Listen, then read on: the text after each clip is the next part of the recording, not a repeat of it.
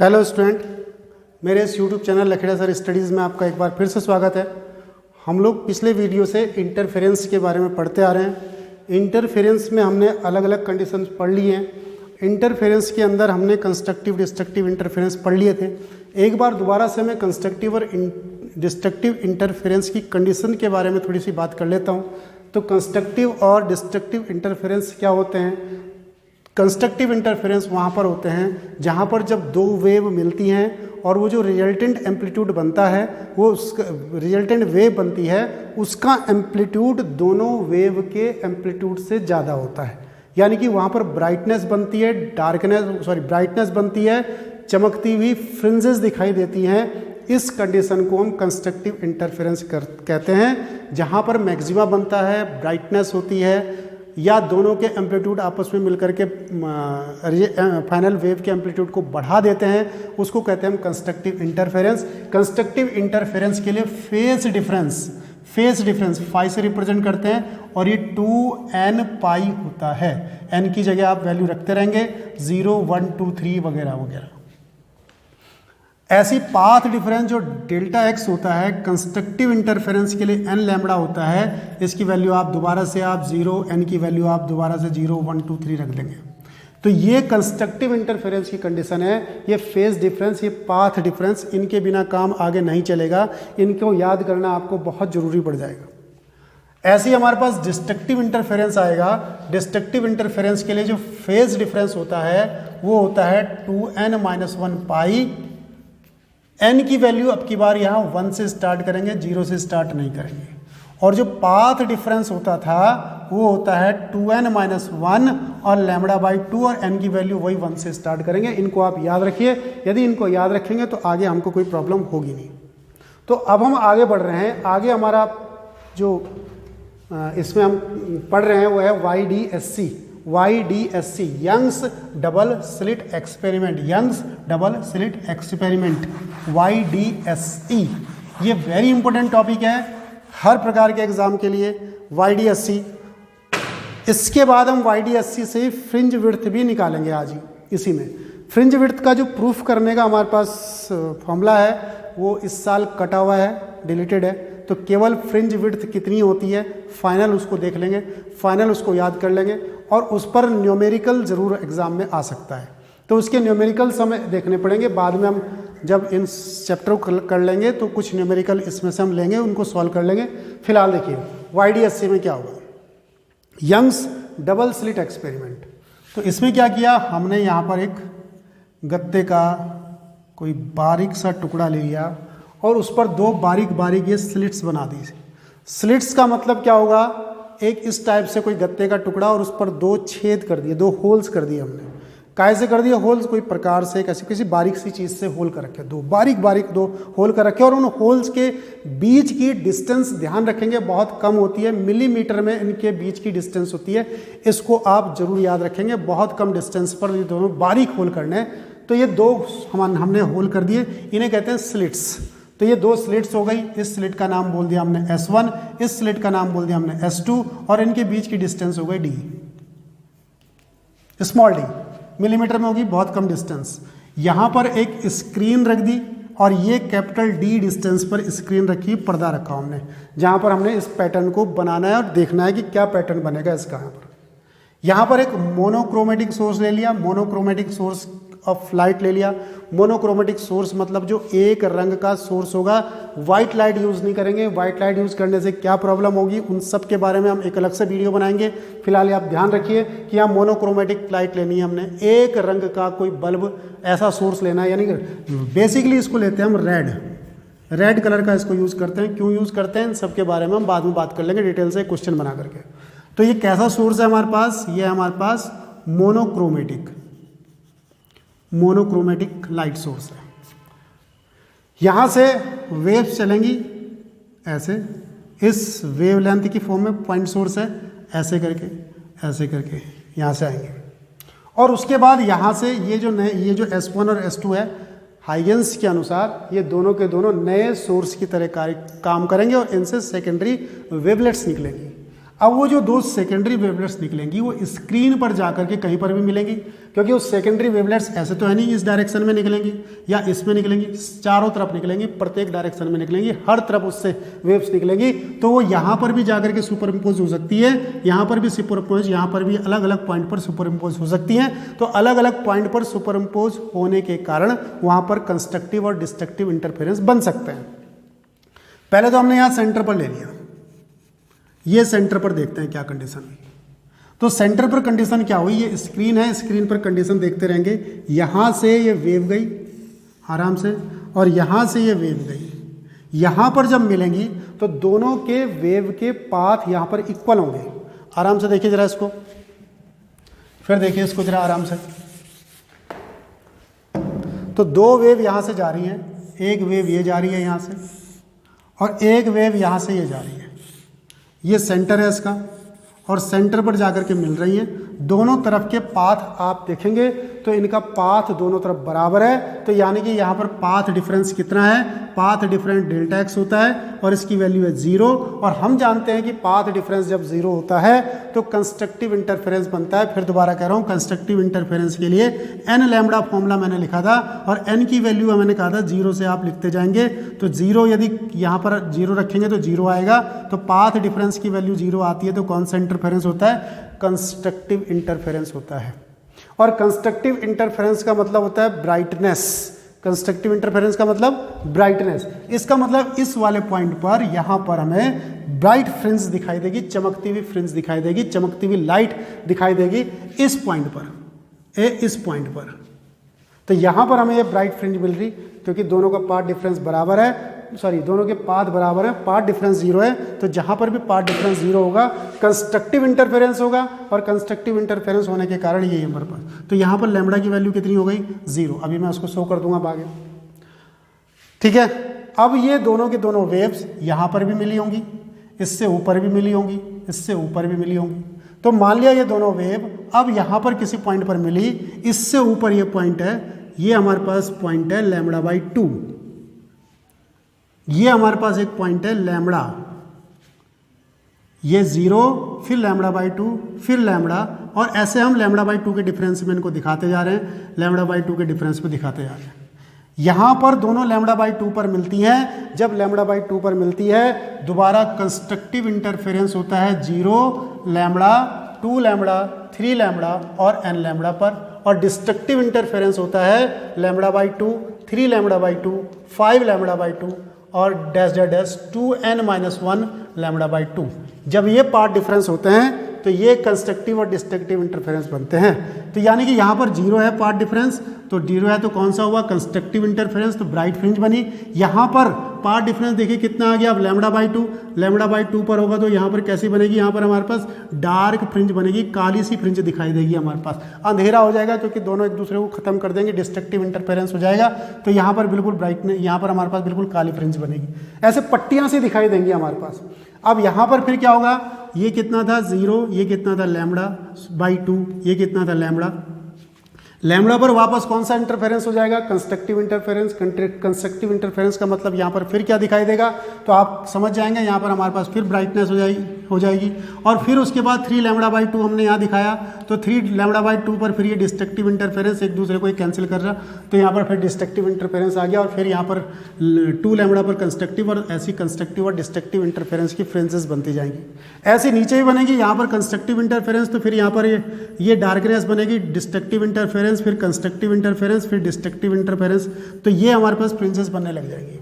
तो यही हमारे पास YDSC है, यंग्स डबल स्लिट एक्सपेरिमेंट है। ऐसे करके उसने देखा कि किस किस प्रकार से किस किस पॉइंट पर कैसे कैसे किस प्रकार की फ्रिंजेस दिखाई देती है हमारे पास। तो यहाँ पर भी कितना हो जाएगा λ/2, यहाँ पर कितना हो जाएगा 3 λ/2, यहाँ पर कितना हो जाएगा 2 लैम्बडा। अगर मैं इनको ऐसे स्क्रीन पर दिखाऊं तो यहाँ पर क्या हो रहा है हमारे पास, ये सेंट्रल ब्राइट बन रहा है, इस पॉइंट पर सेंट्रल ब्राइट, इस पॉइंट पर थोड़ा इसको ढंग से कर लेते हैं। देखो λ/2 पर और λ/2 पर डिस्ट्रक्टिव इंटरफेरेंस, इस पर कंस्ट्रक्टिव इंटरफेरेंस, तो कंस्ट्रक्टिव इंटरफेरेंस ये दिखा दिया हमने, इस पर बन गया ये कंस्ट्रक्टिव इंटरफेरेंस, ये आ गया कंस्ट्रक्टिव इंटरफेरेंस। देखो यहाँ मैक्सिमम। उसके बाद फिर यहाँ पर डिस्ट्रक्टिव, यहाँ पर तो डिस्ट्रक्टिव था, यहाँ पर फिर कंस्ट्रक्टिव, तो ये आ गया ऐसे करके ग्राफ। फिर यहाँ पर क्या आएगा कंस्ट्रक्टिव इंटरफेरेंस, यहाँ पर क्या आएगा डिस्ट्रक्टिव इंटरफेरेंस। तो ये देखिए कंस्ट्रक्टिव किस पर 2 लैम्बडा पर, कंस्ट्रक्टिव किस पर लैम्बडा पर, कंस्ट्रक्टिव किस पर 0 पर। नीचे की तरफ भी ऐसे ही, नीचे की तरफ भी ऐसे हम इसको करेंगे, लैम्बडा बाई 2, लैम्बडा बाई 2 हो गया, और यहाँ पर क्या आएगा, सॉरी इसको सही करते हैं जरा, लैम्बडा, और यहाँ क्या आएगा 3 लैम्बडा बाई 2 ऐसे। तो इस पर फिर मैक्सिमम इंटेंसिटी बनेगी, तो इस पर फिर मैक्सिमम इंटेंसिटी हम इस प्रकार से इसमें मैक्सिमम इंटेंसिटी दिखा देंगे। तो ये हमारा YDSC हो गया, यंग्स डबल स्लिट एक्सपेरिमेंट हो गया। इस प्रकार से आप इसको फिगर को बना करके दिखाइए। अगर यंग्स डबल स्लिट एक्सपेरिमेंट आ गया तो और इसको लिख दो इसके बारे में। तो लिखना क्या है कि यहाँ से ये कोहेरेंट सोर्स है, ये कोई मोनोक्रोमेटिक सोर्स है, और ये S1 S2 दो कोहेरेंट सोर्स हैं जिनके बीच की डिफरेंस D है, जिनके बीच की डिस्टेंस D है। कैपिटल D डिस्टेंस पर एक स्क्रीन रखा हुआ, स्क्रीन के अलग अलग पॉइंट पर कंस्ट्रक्टिव और डिस्ट्रक्टिव इंटरफेरेंस होते हैं, जिनसे हमको ब्राइट और डार्क फ्रिंजेस दिखाई देती हैं। जिन पॉइंट पर कंस्ट्रक्टिव इंटरफेरेंस के लिए path difference 0 lambda 2 lambda 3 lambda ऐसा होता है, और इन पॉइंट पर हमारे को ब्राइट फ्रिंजेस दिखाई देती हैं, चमकती हुई फ्रिंजेस दिखाई देती हैं। जबकि lambda by 2, 3 lambda by 2, 5 lambda by 2 इन पर डिस्ट्रक्टिव इंटरफेरेंस होता है और डार्क लाइट दिखाई देती है। तो इस यंग्स डबल स्लिट एक्सपेरिमेंट को लिखने को आएगा, तो आप इसको एक्सप्लेन कर दो अपने शब्दों में, जैसा लिखना है उसको लिखो, और ये फिगर टाइप का इसका ही बना दो। ये हमारे पास आ जाएगा ये YDSC Young's double slit experiment. अब इसी यंग्स डबल स्लिट एक्सपेरिमेंट का यूज करके हम फ्रिंज विड्थ निकालना चाहते हैं, तो फ्रिंज विड्थ भी हम इसके साथ यहीं पर खत्म कर लेते हैं इसको। तो फ्रिंज विड्थ निकाल करके देखेंगे हम इसमें YDSC के अंदर, यंग्स डबल स्लिट एक्सपेरिमेंट के अंदर फ्रिंज विड्थ निकालेंगे हम इसके अंदर। तो चलिए फ्रिंज विड्थ इसमें YDSC में हमने कैसे निकालनी है इसको सॉल्व करते हैं। यहाँ पर हमने ये स्लिट ली, ये हमने जैसे पिछला बनाया था S1 और ये बनाया S2। ये क्या लिया हमने, स्क्रीन लिया। स्क्रीन का ये क्या हो गया हमारे पास सेंट्रल ब्राइट, जहाँ पर सेंट्रल फ्रिंज बनती है, तो इसको मैंने यहाँ से मिला दिया। ये यहाँ पर सेंट्रल ब्राइट बनती है, O पॉइंट पर मान लिया। और किसी समय यह यहाँ से एक फ्रिंज ये वेव जारी और यहाँ से कोई एक वेव जारी, ये दोनों यहाँ पर इंटरफेरेंस कर रहे हैं। किस पॉइंट पर, तो कोई पॉइंट P है, इस पर इंटरफेरेंस कर रहे हैं। अब इंटरफेरेंस करने पर यहाँ कंस्ट्रक्टिव इंटरफेरेंस हो रहा है या डिस्ट्रक्टिव इंटरफेरेंस हो रहा, तो हमें नहीं पता, हम कुछ भी मान लेते हैं। यहाँ पर कुछ भी इंटरफेरेंस हो रहा, बस इंटरफेरेंस हो रहा, हम कंडीशन अपने आप बना लेंगे वहाँ पर कौन सा इंटरफेरेंस हो रहा। इनके बीच की डिस्टेंस क्या मानी थी हमने, स्मॉल d। इनके बीच की डिस्टेंस क्या मानी थी हमने, कैपिटल D मानी थी। यहाँ पर हमने क्या लिया था, ये S1 मोनोक्रोमेटिक लाइट सोर्स ले लिया था यहाँ पर, ठीक है। यहाँ से इस पर एक परपेंडिकुलर डालते हैं, ये 90 डिग्री का एंगल, ये परपेंडिकुलर डाल दिया। इस पॉइंट को ले लिया मैंने A, और ये इसका पाथ डिफरेंस हो गया। देखिए यहाँ से और यहाँ से जो दो वेव जा रही, उनमें से इसका पाथ बड़ा है। अब यहाँ से यहाँ तक का पाथ और यहाँ से यहाँ तक का पाथ सेम है, ये पाथ एक्स्ट्रा है, तो इसे कहेंगे पाथ डिफरेंस। तो मैं यहाँ पर अलग से लिख देता हूँ कि इसका पाथ डिफरेंस इस कंडीशन में, इस फिगर के हिसाब से आ रहा हमारा S2A पाथ डिफरेंस आ रहा। तो ये S2A हमारा पाथ डिफरेंस आ गया इसमें, ठीक है, समझ रहे हो ना। ये वेव यहाँ से और यहाँ तक का पाथ तो इक्वल है, एक्स्ट्रा है, तो इसी को बोलेंगे हम पाथ डिफरेंस। ये इसका सेंटर है, इससे जरा हम इसको मिला देते हैं, और इससे मिला करके हम इसको एंगल को मान लेते हैं थीटा, ठीक है। ये एंगल थीटा है, तो ये एंगल भी थीटा है। इसको समझने में थोड़ी सी प्रॉब्लम हो सकती है, तो जरा बात करते हैं इसको कि मान लिया मैंने यहाँ से एक लाइन खींची सीधी, ये एंगल थीटा, तो हमने ये एंगल भी थीटा ले लिया। अब आप फिर बोलेंगे कि ये एंगल थीटा, तो ये एंगल थीटा क्यों, ये दोनों पैरेलल लाइन तो है नहीं। तो ये इतने ऊपर भी नहीं बनता भाई, ये यहाँ बनता है बिल्कुल, इतनी दूर फ्रिंजेस थोड़े बनती है, मिलीमीटर में फ्रिंजेस बनती है, पास पास बिल्कुल। तो ये जो सारा का सारा सेटअप होना है वो यहाँ पर होना है। यहाँ पर ये दोनों लाइनें, ये S1 S2 इतनी दूर नहीं है, S1 S2 बिल्कुल पास पास है। तो यहाँ से जो वेव जाएगी और यहाँ से जो वेव जाएगी वो ऑलमोस्ट पैरेलल होंगी, लगभग पैरेलल होंगी, इसलिए इनके ये दोनों एंगल हम सेम ले लेंगे, θ1 और θ। बोलो ठीक है। अब जब ये थीटा है, ये 90 है, ये 90 है, ये थीटा है, तो ये कितना आएगा, ये आएगा 90 माइनस थीटा। अब इस वाले ट्रायंगल में आ जाओ, ये 90, ये 90 माइनस थीटा, तो ये थीटा ही तो होगा। इन तीनों को जोड़ो, 180 होना चाहिए, तो 180 हो जाएगा, थीटा से थीटा कट जाएगा, 90 90 180 हो जाएगा। तो इस वाले ट्रायंगल के तीनों एंगल का सम कितना हो जाएगा, 180 हो जाएगा, इसलिए वो ठीक है, थीटा होगा। ये थीटा हो गया हमारे पास यहाँ एंगल, तो ये एंगल थीटा, ये एंगल थीटा इसमें हमारे पास आ गया। अब पाथ डिफरेंस S2A की वैल्यू में कहाँ से निकाल करके लाऊं, तो S2A की वैल्यू हम यहाँ से निकाल करके लाएंगे, S2A की वैल्यू इस वाले ट्रायंगल से। तो from triangle S1 S2A, S1 S2A इस वाले ट्रायंगल से sine theta is equal to perpendicular, perpendicular माने S2A, S2A का मतलब part difference upon hypotenuse, hypotenuse मतलब D, तो S2A का मतलब पाथ डिफरेंस की वैल्यू कितनी आएगी, D साइन थीटा, इतनी वैल्यू आएगी इसकी, पाथ डिफरेंस S2A की वैल्यू आएगी D साइन थीटा। ये हमारे पास पाथ डिफरेंस निकल करके आ गया। इसको एक बार दोबारा से आराम से समझ करके देख लेंगे आप लोग, दोबारा से चलाएंगे इसको और तब देख लेंगे इसको। तो साइन S2A की वैल्यू इतनी आ गई, ये पाथ डिफरेंस आ गया इसका। अब for small angle path difference S2A D sine theta की जगह D टेन थीटा लिख देंगे। अब क्यों लिख देंगे, तो देखिए ये यहाँ पर ऐसे देखिए, ये इसका आर्क है, आर्क इसको मैंने मान लिया x, ये रेडियस है y, ये रेडियस है y, ये थीटा है। तो थीटा अगर जो मैं टेन थीटा साइन थीटा निकालना चाहूँ तो साइन थीटा कितना आएगा, sine theta is equal to होता है परपेंडिकुलर अपॉन हाइपोटेनियस, तो perpendicular x upon hypotenuse y, और टेन थीटा अगर जो मैं निकालना चाहूँ तो क्या आएगा, परपेंडिकुलर अपॉन बेस, तो ये भी x अपॉन y आएगा। तो sine theta tan theta equal है, इसीलिए मैंने साइन थीटा की जगह टेन थीटा लिख दिया। पर ये स्मॉल एंगल के लिए होगा, क्योंकि स्मॉल एंगल के लिए ही मैं इसको लगभग परपेंडिकुलर मान सकता हूँ, बड़े एंगल के लिए इस आर्क को परपेंडिकुलर नहीं मान सकते, इसलिए स्मॉल एंगल के लिए सब कुछ कैसे है।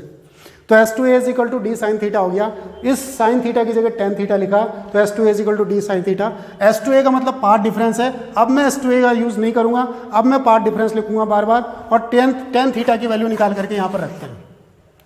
तो देखिए टेन थीटा कितना आएगा, मान लिया ये जो वैल्यू है यहाँ पर कोई nth कोई फ्रिंज है, कौन सी वाली फ्रिंज है पता नहीं, हो सकता है डार्क है, हो सकता है ब्राइट है, n नंबर वाली कोई डार्क या ब्राइट कोई भी फ्रिंज, n नंबर मतलब तीसरी चौथी पांचवी छठी कुछ भी हो सकती है। तो इसकी जो डिस्टेंस है यहाँ से yn है, तो टेन थीटा के लिए मैं इस वाले फॉर्मूले का, इस वाले ट्रायंगल का यूज करता हूँ, फ्रॉम ट्रायंगल P, इसको कुछ ले लेते हैं हम CO, तो PCO से, फ्रॉम ट्रायंगल PCO, तो PCO का यूज करते हैं हम, इसमें ट्रायंगल PCO का यूज करते हैं, तो टेन थीटा परपेंडिकुलर यानी yn और बेस यानी कि कैपिटल D, और इस वैल्यू को यहाँ रख देते हैं। तो S2A ना लिख करके मैं अब लिख रहा हूँ पाथ डिफरेंस, और path difference is equal to कितना आया हमारा D टेन थीटा, और D टेन थीटा की वैल्यू कितनी आई, देखो D टेन थीटा की वैल्यू कितनी आई हमारे पास, D टेन थीटा की वैल्यू, तो D टेन थीटा की वैल्यू आ रही yn upon D, yn upon D आ गई हमारे पास, ठीक है। तो ये हमारे पास पाथ डिफरेंस बन गया इतना। अब मान लिया इस P पॉइंट पर कंस्ट्रक्टिव इंटरफेरेंस हो रहा, ऐसा माना हमने कि इस P पॉइंट पर कंस्ट्रक्टिव इंटरफेरेंस होगा, तो यदि कंस्ट्रक्टिव इंटरफेरेंस होगा तो for constructive interference at P, अगर P पर कंस्ट्रक्टिव इंटरफेरेंस हो रहा है तो कंस्ट्रक्टिव इंटरफेरेंस के लिए पाथ डिफरेंस कितना होता है, अब मैं बार बार दोहराऊंगा नहीं, आप फटाफट पकड़ेंगे कि n लैम्बडा होता है पाथ डिफरेंस। तो यहाँ पर भी पाथ डिफरेंस इतना था, यहाँ पर पाथ डिफरेंस n लैम्बडा हो गया, दोनों को इक्वल रख देते हैं, तो d into yn upon d is equal to n lambda. तो फिर yn की वैल्यू कितनी आई, n capital D lambda upon small d। Very important formula, very important formula. ये फॉर्मूला किसके लिए है, सेंट्रल ब्राइट से nth ब्राइट फ्रिंज के लिए। द डिस्टेंस ऑफ, ये yn क्या है यहाँ, डिस्टेंस ऑफ nth ब्राइट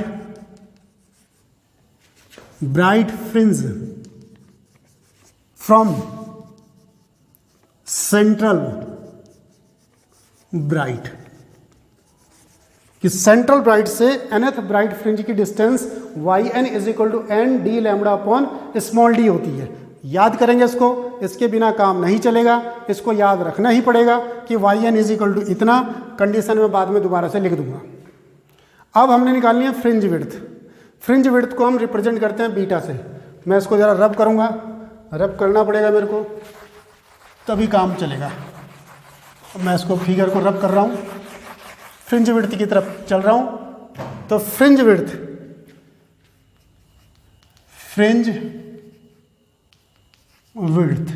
को हम बीटा से रिप्रेजेंट करते हैं और बीटा इज इक्वल टू होता है y N plus one minus Y n. ऐसा क्यों? ये पहली फ्रिंज, ये दूसरी फ्रिंज, तीसरी फ्रिंज, चौथी फ्रिंज, एन वाली फ्रिंज, एन प्लस वन वाली फ्रिंज, ब्राइट फ्रिंज। तो फिर क्या आएगा यहाँ पर? ये हमारे पास क्या आएगा? इस फ्रिंज और इस फ्रिंज के बीच की डिस्टेंस समझ लो। ये n प्लस वन वाली फ्रिंज है, यहाँ सेंटर से इसकी डिस्टेंस, और ये यहाँ से सेंटर से डिस्टेंस है इसकी वाई एन वाली फ्रिंज की। तो वाई एन प्लस वाली में से यदि वाई एन घटा देंगे तो ये डिस्टेंस तो मिलेगी हमको। यही तो हो गई fringe width. Y N plus one वाले में से, बाहर वाले में से इतनी घटा देंगे तो इतनी बचेगी। ये हमारे पास फ्रिंज विड्थ बनेगी, जिसको हम फाई नहीं बीटा से रिप्रेजेंट करेंगे। इस फ्रिंज विड्थ को मैं रिप्रेजेंट करूंगा बीटा से, और बीटा इज इक्वल टू आ गया y N plus one minus Y n. ये एन एथ डार्क फ्रिंज, ये किसी भी डार्क फ्रिंज की फ्रिंज विड्थ आएगी। अरे यहां से ये n प्लस वन वाली कौन सी थी? ये ब्राइट थी, और ये n वाली भी कौन सी थी? वाई एन, ये भी ब्राइट थी। तो इन दोनों ब्राइट के बीच कौन सी फ्रिंज बन रही होगी? डार्क बन रही होगी। तो दोनों के बीच ये जो फ्रिंज विड्थ आएगी डार्क, किसी डार्क फ्रिंज की फ्रिंज विड्थ आएगी। तो कितनी निकलेगी ये fringe width? Y N plus one, तो यहाँ एन प्लस वन रखूंगा, N plus one D lambda upon small D, minus यहाँ क्या रखूंगा? यहाँ रखूंगा N D lambda upon small D. दोनों में से हमने कॉमन लिया, D lambda upon small D क्या हो गया? N plus one minus N, N से एन कैंसिल हो गया, तो D lambda upon small D. ये हमारे पास फ्रिंज विड्थ के लिए फॉर्मूला बन गया। फ्रिंज विड्थ का ये फॉर्मूला आ गया हमारे पास।